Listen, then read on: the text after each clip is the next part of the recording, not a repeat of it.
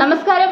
കാഫിർ പ്രയോഗം സിപിഎമ്മിന്റെ സൃഷ്ടിയെന്ന് തെളിഞ്ഞുവെന്നും വർഗീയ പ്രചരണം നടത്തിയ സിപിഎം നേതാക്കൾക്കെതിരെ നടപടി സ്വീകരിച്ചില്ലെങ്കിൽ യുഡിഎഫ് പ്രക്ഷോഭം നടത്തുമെന്നും പറയുകയാണ് പ്രതിപക്ഷ നേതാവ് വി.ഡി. സതീശൻ.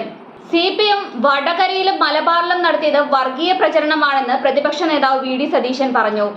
വെള്ളത്തിന് തീ പിടിപ്പിക്കുന്ന വർഗീയ പ്രചരണത്തിന് പിന്നിൽ അറിയപ്പെടുന്ന സിപിഎം നേതാക്കളായിരുന്നു.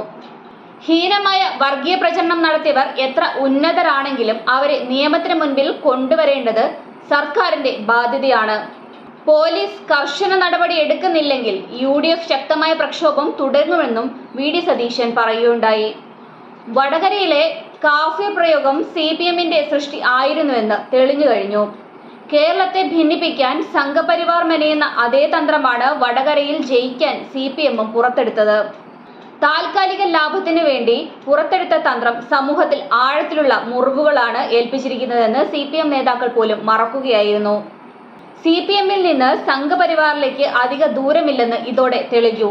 വർഗീയ പ്രചരണം രാഷ്ട്രീയ ലാഭത്തിന് ഉപയോഗിച്ചത് സിപിഎമ്മിന്റെ മുതിർന്ന നേതാക്കൾ തന്നെയാണ്. സമൂഹത്തിൽ ഭിന്നിപ്പിന്റെ വിത്ത് വിതച്ച് രാഷ്ട്രീയ നേട്ടം കൈവരിക്കാൻ ശ്രമിക്കുന്നത് അപകടകരമായ കളിയാണ്. ഇതുണ്ടാകുന്ന മുറിവുകൾ കാലം എത്ര കഴിഞ്ഞാലും ഉണങ്ങില്ല.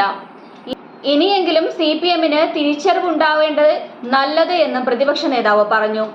ലോക്സഭാ തെരഞ്ഞെടുപ്പ് വേളയിൽ വടകരയിലെ LDF സ്ഥാനാർത്ഥിയായിരുന്ന കെ ശൈലജയെ കാഫിർ എന്ന് വിശേഷിപ്പിച്ച് സോഷ്യൽ മീഡിയയിൽ പോസ്റ്റ് വന്നിരുന്നു. പോരാളി ഷാജി, അമ്പാടിമുക്ക് സഖാക്കൾ എന്ന സിപിഎം അനുകൂല ഫേസ്ബുക്ക് പേജിലൂടെയാണ് വ്യാജ സ്ക്രീൻഷോട്ടുകൾ പുറത്തു വന്നത്. അപ്ലോഡ് ചെയ്ത് കുറച്ച് സമയത്തിനുള്ളിൽ തന്നെ പോസ്റ്റ് നീക്കം ചെയ്തെങ്കിലും അതിന്റെ സ്ക്രീൻഷോട്ട് വ്യാപകമായി പ്രചരിച്ചിരുന്നു.